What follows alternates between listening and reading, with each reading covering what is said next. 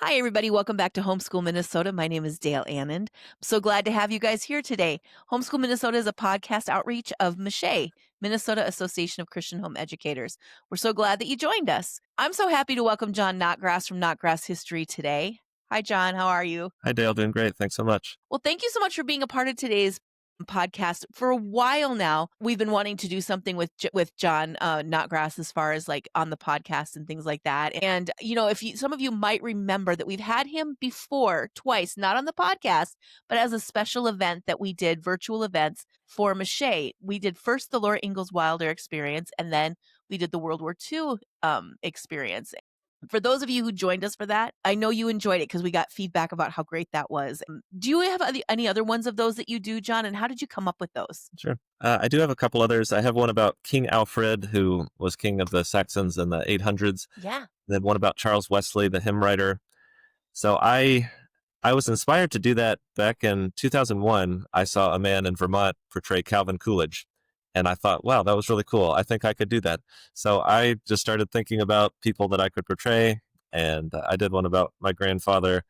That was an early one while he was still alive. And so he got to see me do that a few times. So that was a fun experience. And then over the years, I just kept adding other people that were interesting to me and I thought had cool stories. So focusing on one person, I feel it's a great way to learn history because you see over the course of their life who they met, who they interacted with, what events were going on in the world and in their country. And it's just a great way to get a slice of history. I love that. We're going to do the King Alfred one because I'm totally into him because of the whole Viking thing. And I love the Oh, yeah. Viking history and Viking lore. And British history is like really my heart. I love British history. So Yeah. that would be Right. something really interesting to do. But yeah, and if you guys haven't participated in something like that, you don't want to miss the next one because it's just so good. And John has a really unique way of bringing out the story and reacting and interacting with it. That is just it's just a really great experience, and you learn so much. I mean, I couldn't believe the things I learned about Laura Ingalls, and I thought I knew everything. But nope, I learned a whole lot about her that day, and it was really interesting for me. But Yeah. today, we're talking about Notgrass history. And tell us a little bit about your family, the story of Notgrass, and when it was started and why. Sure. Our family got into homeschooling in 90. I was going into sixth grade and I didn't really like school. I liked learning. I didn't really like school. We had a few challenges in the public school we were going to, and my parents had heard about homeschooling and thought about it for a few years, and they finally decided to jump in and give it a try. So we tried it for 2 years, but my mom felt so much pressure to meet the academic expectations, that she got burned out in those first 2 years. And we actually stopped homeschooling for 2 years, tried a private school, tried another public school. But then we came back to homeschooling and thought, okay, let's reevaluate our priorities, figure out how we can do this in a way that works for the parents, for the kids, for our whole family to really build where we can learn the academics, because the academics are important, but that's not the most important thing. Yeah. Where we can also focus on being together as a family, growing in our faith, serving our community. So just trying to make it more than just about the academics. And so we continued with homeschooling. I finished up high school that way, and it was a great experience for me.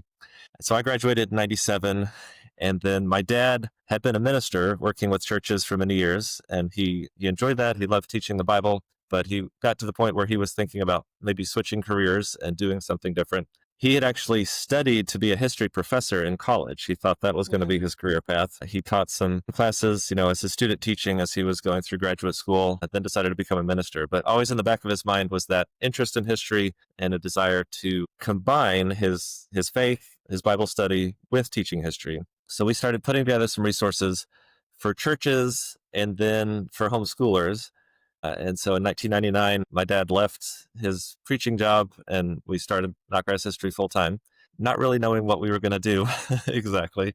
But we just took a step of faith and decided we'll give it a try and see what happens. So our first main history product was about Tennessee history, which we released in the year 2000. Somebody had told us their family was moving to another state, maybe another country even, and she wanted her kids to study Tennessee history before they left our family. My parents were both from Tennessee, and that's where we were living at the time. So we thought, okay, we can make a Tennessee history curriculum. And we did that and got some interest. And then my dad wanted to do something for American history and wrote a high school American history course. And through that process, we realized a few things about how we wanted to try to help families study history. When my dad was in high school, he had a particular one year, he had a history teacher and a literature English teacher who worked together and coordinated their studies so that the students were reading novels and Huh. biographies from American history while they were studying American history. And they blended together and enriched each other. And that made a big impact on my dad. He really appreciated those two teachers and the insight and perspective that gave him on American history. So when he wrote his high school American history, he took that approach, combining the history lessons with the literature and primary sources. So letters, speeches, songs, poems from different periods in American history. So, we don't want people just to read us talking about history. We want them to read the words of people who actually lived in history. That's, you really get to know people by listening to their words, listening to their hopes and fears, their dreams, their challenges. And, sometimes they disagreed with each other. Obviously, they had a lot of political disagreements, in the early founding of our country about how are we going to set up a new country? How are we going to make it run? And then through history, we've had tension, challenges, but, listening to those people, trying to learn from them, even if, looking back, we may not agree with everything they said, Hmm. but we can learn from it and try to Exactly.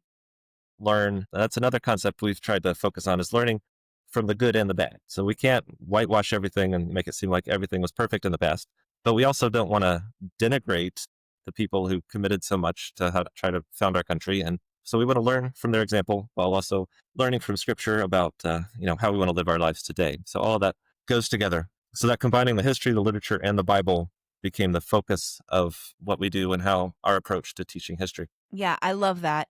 I think it's interesting that I like that you say that we can't just, whitewash our history. I mean, there's some parts of our history that are deplorable and we need to, Mhm. but we need to confront it and learn from it and move forward and be able to do better. And I think it's great that you guys, I mean, you don't shy away from that. And I think as homeschoolers, it's really important, especially if we're bringing the word of God into it, that God can redeem things. He can redeem a culture that realizes that something like slavery is so awful and not at all God's intention for our country, for the world. I mean, it's just not his intention of how slavery was a part of our culture for so long.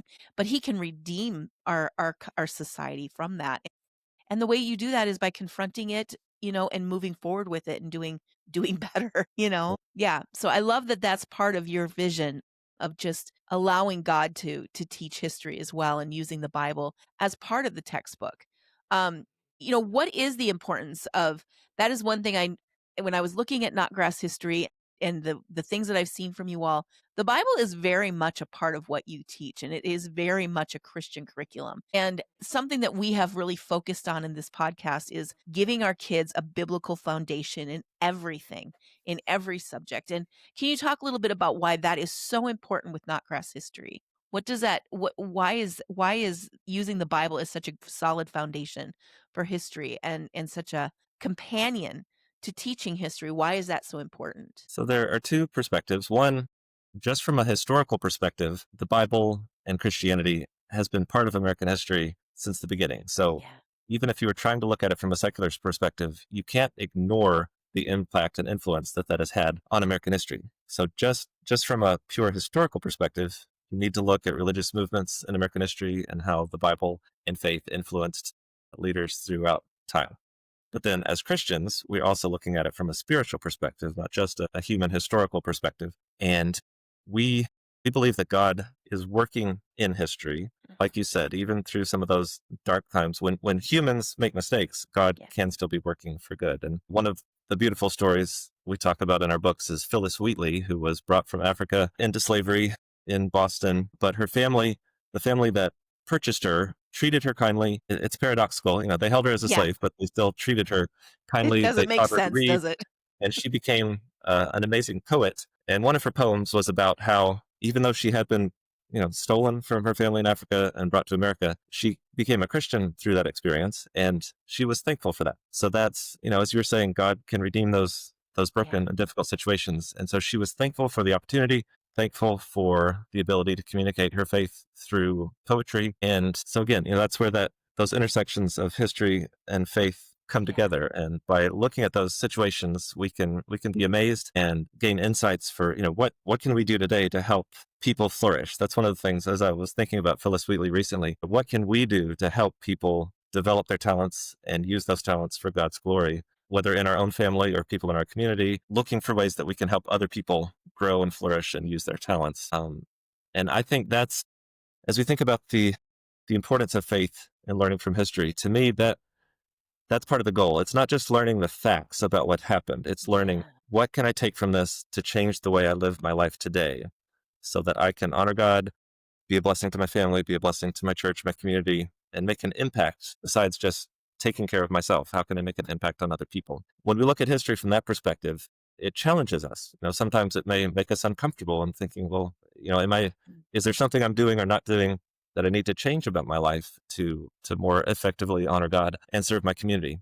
So history can make us uncomfortable sometimes, but that's a good thing because Yeah. sometimes we need to be uncomfortable. Absolutely. It's not a bad thing to be uncomfortable or to be confronted with something that we're like, "Oh, maybe that's not something I'm really proud of." But, the nice thing is that I know that God can change that in me, or he can change that part of the culture. And maybe because I'm uncomfortable about it, God wants me to be a part of that change. And what can I do to be a part of it, which I think is so good. And we learn that from history, which is just so great. One of the things that is said on your website about your history curriculum is that it has the convenience of a textbook and the richness of a unit study. I love unit studies. I just want to put it out there. Spoiler alert, I'm a major unit study person because I'm like anything I can do to fit everything into one lesson, I'm all over it. So, talk a little bit about that. What does that look like in Notgrass history? One of our earlier experiences in homeschooling was we used a certain curriculum that required my mom to do a lot of extra research, planning, finding resources, and pulling it together. And, our first year of homeschooling, that was really hard for Yeah, her. We were it's a all lot. adapting to a new situation. And for her, that was overwhelming. Now, 10, 15 years later, it might have been easier for us to do that. But that first year of homeschooling, it was a challenge. And my mom got burned out with so much pressure on her to go out and find and pull stuff together. But you're right. The unit study approach is wonderful when you can combine different subjects and help the kids see how different things fit together. And then textbooks have a reputation for sometimes being boring and Dry. you just try, read the material, and it doesn't really help the kids connect with it in a personal way. But a textbook is very convenient for the Yeah. parent because it's divided up into lessons. It's easy to know, okay, this is what we do today, this is what we do tomorrow. Mhm. There are good things about a textbook. There are good things about unit studies. Over the years, as we heard feedback from other families, we thought, well, maybe there's some way we can combine some of that, combine the convenience of a textbook. So it's broken up into lessons. It has clear instructions about what to do each day, but we also give the parent lots of options and it's flexible so that they can pull in other things that they want to, but Mhm. we lay it all out. So we include the literature. All of our curriculum includes historical fiction, novels, biographies, that go along with the lessons and illustrate different parts of history. Mhm. We also have lots of hands-on activities, projects that the kids can do, recipes, games, crafts, music, dancing. So it's not just reading the book. It's things that you can do with your body and learn in different ways for kids who have different learning styles. You can add that in enrichment, but it's optional. If the mom is tired and stressed and she doesn't feel like pulling together all the ingredients for a recipe, it's okay. You don't have to Yeah. do that today. You can put that off to another time. So we wanted to make it flexible. And then also the primary sources, as I mentioned before, we think that is important for elementary kids up through high school. For elementary kids, it's usually short songs, poems, just simpler things. And then as they get older, it's more in-depth speeches and government documents and sermons, other information from history. So we try to adjust it to the interest level and ability of the child. But again, give the parents options for ways to enhance the study. So it's not just reading a lesson in a textbook, and it's not just doing a unit study. It's a combination of both. Yeah, I love that. I love that. In our state, in Minnesota, we have required subjects that we are required to teach throughout the year. Now, it doesn't tell us how often, it doesn't tell us to what extent, but there are subjects that we are required to cover as homeschoolers in our state. And so I noticed that your curriculum covers a lot of those subjects that parents are like, what do I do about civics? Or what do I do about government when they're in third grade? Or what to what extent do I do that? And what's a good, your curriculum already has all of that. So you're divided into elementary, middle school, high school, and it's like 3 years, 3 years, 4 years. And I just talk a little bit about like your government, civics, economics is included in there, all of those kinds of things. Can you tell us a little bit about how that's integrated into your curriculum? Sure. So for elementary, as you said, we have elementary, middle school, and high school. We deliberately designed our curriculum so It's not a first grade curriculum, a fifth grade curriculum, a 10th grade curriculum. Right. Because, if a homeschool family has 2 or 3 kids who are close in age, they may want to all study the same subject together. So again, that's part of the flexibility that Yeah. it's easy for the parent to adapt it to the needs of 2 or 3 kids who are close together. The younger one may not do all of the assignments. The older one may do all of the assignments. Again, it's flexible and the parent can adjust it to the needs of each student. So for elementary, we have something called our 50 states, which my sister, Mary Evelyn, did a great job. There's one lesson about each state and then lessons about the territories that are part of the United States. So the kids learn about the state flag, the state bird. There's a song or a poem from each state. But then they also, again, those are facts that are good to learn, good to know, but there's more about the history of that state. So there's a story about somebody from that state or an event that happened in that state that shows how that person was involved in making that state what it is today. And again, some of those are sad stories, hard stories. Some of them, Yeah. it's a variety of stories from each state. But civics, as you're talking about, is how we, the people, we individual Americans, most of us are never going to be president or serve in Congress or be the governor, but each of us is involved in our community in different Yeah. ways. And we make an impact on those around us. And so that, for us, that's what civics is. It's learning about how regular people are involved in making the country run, which includes the government, but it's more than the government. It's Yeah. churches, other nonprofit organizations, charitable organizations, educational institutions, all of that is part of making our country work. It's people who build roads, deliver the mail, transport groceries on trucks and other products on trucks. It's people who volunteer to serve in food kitchens. All those things are part of making our country work and keep it going. So that's what we have for elementary. Then for middle school, we have something called Uncle Sam and You, which, it's a step up. It introduces the children to more information about, like, for example, the people who work at the White House, not the president and first lady, but, the people who cook and clean and manage the grounds and fix things, electricians, groundskeepers, all of those people who actually make the White House work, for example. That's one of the lessons. Then there are lessons about how mail gets delivered, lessons about how a stop sign gets put up at the end of a road. Again, it digs deeper into those specific jobs that different people have in making our Yeah. country work. And again, to get back to the child, as you grow up, well, even right now, how can you be involved in your community? Yeah. But as you grow up, what opportunities might you have to make a difference in your community, which might include running for office, but for most of us, it's going to look different. It's going to be other things, other ways Mhm. that we are involved in our community. And then in high school, we take it another step up and we have exploring government and exploring economics to 1 semester courses. So for a year, you can study government economics together. And so government, for example, spends 6 weeks digging into the Constitution, how it was written, what it says, Mhm. and then how it's been applied and interpreted over the years. And again, we introduce the children to things that, we may not agree with the way things are done, but we Yeah. try to help them understand this is how things work. This is how things are done. And again, that may prompt them to think, well, that doesn't seem right. Maybe I want to be involved to change that. And you Yeah. can write to your congressperson. You can run for office. There are lots of ways that you can be involved. Maybe you want to try to change something that you don't think is the way things should be done. But again, we want them to actually dig in to the document. So again, that gets back to the primary sources. So actually reading what the Constitution says, what the amendments say, what Supreme Court decisions have said, actually reading that and thinking about it, not just reading what people today say about it, but reading what people actually wrote and said in the past. Yeah. And then for economics, the same thing, just digging into how people work together in their families, their business, their community, and the country, and how some of the basic economic principles that influence the way our world works today. Yeah, I love that.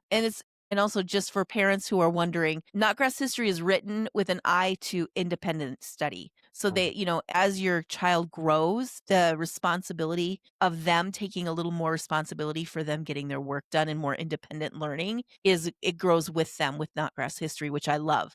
I mean, we Yep. all love that. We want our kids by the time they're in high school, they're able to take a lot more responsibility for their own education, which is really what's important. And so Notgrass has that natural kind of progression towards that, correct? Right. Yeah. Yeah. So, we want parents to be involved as much as they want Yes. to, or Yeah. as little as they feel like they need to. Like you Yeah. said, each child is different. Maybe one child is more ready for that by 7th or 8th grade, one child, Yep. maybe 10th or 11th, and that's okay. Just Yep. different children. Each child is different, and it's okay. It's for the parent to, help guide that student in the way they need to go. But you're right. Yes, we make it easy for the parent to oversee the work, but then the child can direct what they're doing by following the daily instructions. Yeah, I love that. So let's talk a little bit about parental support. You have on your website You have a lot of parental support for Notgrass History. It's I don't think people understand the amount of extra things you give towards people who are willing who take on your history course. And on your Notgrass History website, you have a whole resource section, but then you have a whole other website that for a very reasonable fee you can become a member of that brings in so much more. So can we talk about just the stuff that's on your Notgrass History website, but then talk a little bit about your homeschoolhistory.com website as well? Sure. Kind of how that all comes together. I talked about how my mom got exhausted and burned out in our first couple of years of homeschooling. So she really has a heart for encouraging moms, particularly, to help them take a step back, take a breath, and relax and trust that God will guide them even Yeah. when things are overwhelming. So her blog is daily encouragement for homeschool moms. And so that's one of her passions, is really helping homeschool moms want to keep homeschooling and helping them when they're having a hard time, looking for support. And so she does that with the daily message Monday through Friday, encouraging moms to remember why they started homeschooling and remember their ultimate goal for their kids. So it's more just general support for the homeschool mom. And we have a team who are glad to answer questions from homeschool moms about teaching history, or just about, I'm struggling with this aspect of homeschooling. We are glad to try to support and come alongside families however we can. So we love to hear from parents and try to support them. My dad has a podcast called Exploring History, which digs deeper into some of the people and events throughout history. Coming up in the 250th anniversary, next year is the 250th anniversary of the Declaration. So we're planning to do some more specific things related to that through our podcast and some online events, digging deeper into some of those concepts related to the Declaration, the American Revolution, and some of the people and ideas that came out of that. So that's part of our celebration of that anniversary. So again, that's more information for parents who just want to learn more themselves, but it's also something that families can listen to together in the car or when they're doing other activities. It's just another approach to the audio edition. In addition to the text, we like to provide lots of different ways to support people who have different ways of learning. Some people really learn well through audio, Yeah. in addition to text. So we want to put out other resources, other ways for families to learn together. And we have lots of frequently asked questions, responses about the specific mechanics. Okay, how do I do this? I've got my Notgrass history package. What's my first step? What do I do? So we have video walkthroughs, lots of information about specifically, okay, here's what you do the first day to get through the end of the course. So specific Right. information about that. We have several Facebook groups where parents who use Notgrass history are there to help other parents answer questions and ideas like, which curriculum should I do for a sixth grader? Here's my situation. So lots of engagement, parents helping each other. And then we're involved in those groups too to help parents find the answers they need for their specific questions. So those are some of the things on our notgrass.com website. And then homeschool history is a passion of mine that I started several years ago. There are lots of book lists for homeschoolers. There are some video lists for homeschoolers. There's some field trip guides for homeschoolers. But I had an idea. What if there was a place where you could find all of that together? If you were searching for a specific topic or a specific time period, and just kind of open your perspective. There are lots of different things that happened. For example, if you're studying the 1770s when the American Revolution started, what else was going on? What about clothing or science or transportation? What else was going on in that period? So that was my idea, and it's been a big project. Obviously, there's so much that has happened in American history and world Yeah. history, and we don't have every single thing in the You might database have bit yet. off But more than you can chew there. yeah, we're building it, and I'm excited. I'm proud of it, of what's there. And then we're also linking those things to specific lessons in our curriculum. And again, that's an ongoing project of helping parents, if they're studying a certain lesson in our curriculum, what are some videos, field trip ideas, coloring pages, games? What are some other things that might enrich our study of this Yeah. topic? So that's something we're building at Homeschool History. And again, just continuing to add to that over time to provide that supplement. There's an ongoing debate in education about using printed books versus digital books and online resources. And we feel that the printed books are still very important. We think that's a good way for children to learn.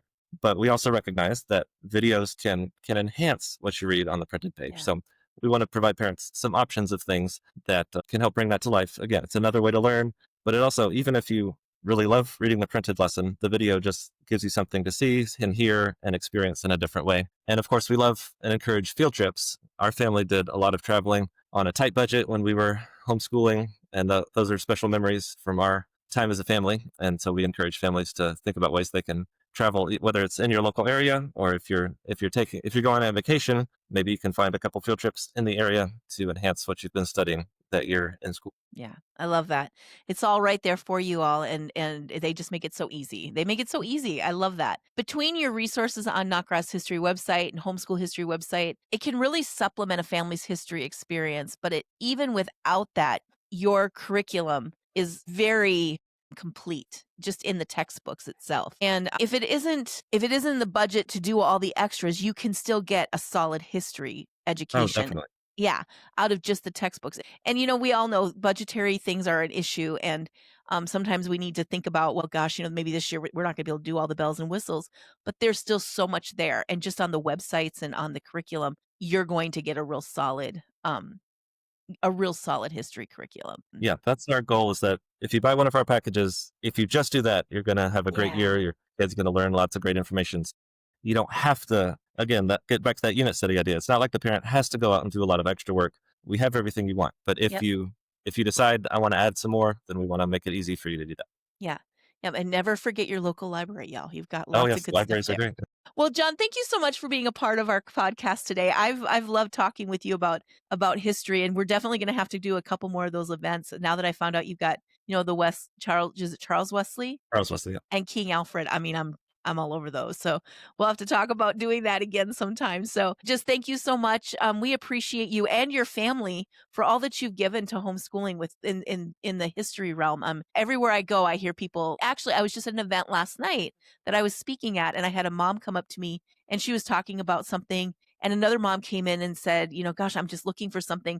What we used for history wasn't working. And she goes, we just found Notgrass. And I'm like, I'm talking to him tomorrow. I'm going to tell him that you guys, because she's like, I love it. It's so easy, and my kids are having so much fun with it. And so it's really just it's really a great curriculum, and we can't recommend it highly enough. Well, we really appreciate you and Michelle, the work Michelle does to serve homeschoolers, and we've enjoyed coming to Minnesota several times to your Yeah, events. So thank you we so hope to much, and have you we back. love Minnesota homeschoolers. Awesome. Well, thank you so much. We appreciate you.